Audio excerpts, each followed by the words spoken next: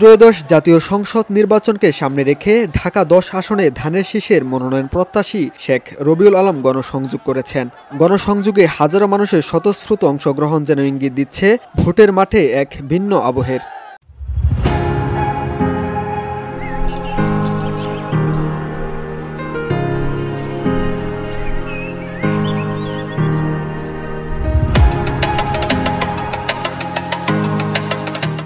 দল তাকে মনোনয়ন দিলে আগামী নির্বাচনে সর্বোচ্চ ভোটে বিজয়ী হবেন প্রত্যাশা ভোটারদের।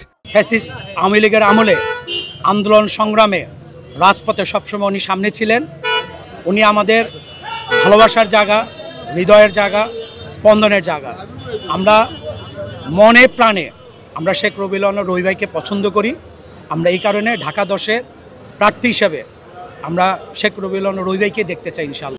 আগামী নির্বাচনে তিনি জয়ী হয়ে এলাকায় আরও উন্নয়নমূলক কাজ করবেন এমন আশা ভোটারদের। আগামী নির্বাচনে রবিউল আলম ভাইকে আমরা সংসদে দেখতে চাই এবং উনি ঢাকা 10 আসনে দল ওনাকে মনোনীত করলে উনি ঢাকা 10 আসনে সর্বোচ্চ ভোটে বিজয়ী হয়ে ইনশাআল্লাহ জাতীয় সংসদে আমাদের প্রতিনিধিত্ব করবে আমরা আশা রাখি।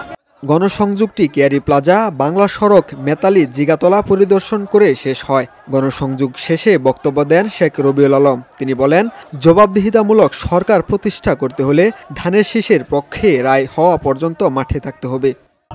আমাদের এই পদযাত্রা, আমাদের এই ধানের শীষের পক্ষে প্রচারণা অব্যাহতভাবে চলবে যতক্ষণ না পর্যন্ত ধানের শীষের প্রার্থী উন্নীত হতে পারে। জনগণের রায় নিয়ে সরকার গঠন করে কার্যকর সংসদ করে একটা জবাবদিহিমূলক সরকার প্রতিষ্ঠা, সেটাই আমাদের লক্ষ্য। সেই লক্ষ্যে আমাদের ঐক্যবদ্ধভাবে ধানের শীষের পক্ষে নির্বাচনের রায়ের আগ পর্যন্ত মাঠে থাকতে হবে, কাজ করতে হবে, কর্মসূচি পালন করতে হবে। জনগণের রায় নিয়ে কার্যকর সংসদ ও জবাবদিহিতামূলক সরকার গঠনের প্রতিশ্রুতি দেন তিনি। আগামী জাতীয় নির্বাচনে আমরা জনগণের অবাধ এবং নিরঙ্কুশ রায় চাই। বিএনপি প্রতিষ্ঠার পর থেকে রাজনীতি করছে এবং জনস্বার্থে জনগণের পাশে আছে। জনগণের ক্ষমতায়ন এবং জনগণের যথাযথ প্রতিনিধিত্ব করতে চায় ঢাকা 10 আসনের নির্বাচিত প্রতিনিধি। দেশনেত্রী বেগম খালেদা জিয়া এবং জননেতা জনাব তারেক রহমানের নেতৃত্বে বাংলাদেশের সরকার গঠন, কার্যকর পার্লামেন্ট করা এবং এই এলাকার জনগণের রাষ্ট্রে যে অধিকার আছে সেই অধিকার আমরা নির্বাচনের পরে চাই বিএনপির সরকার গঠন। গণসংযোগে ভোটারদের প্রত্যাশা ছিল স্পষ্ট। দল মনোনয়ন দিলে শেখ রবিউল আলম এলাকাবাসীর প্রিয় মুখ হয়ে উঠতে পারেন।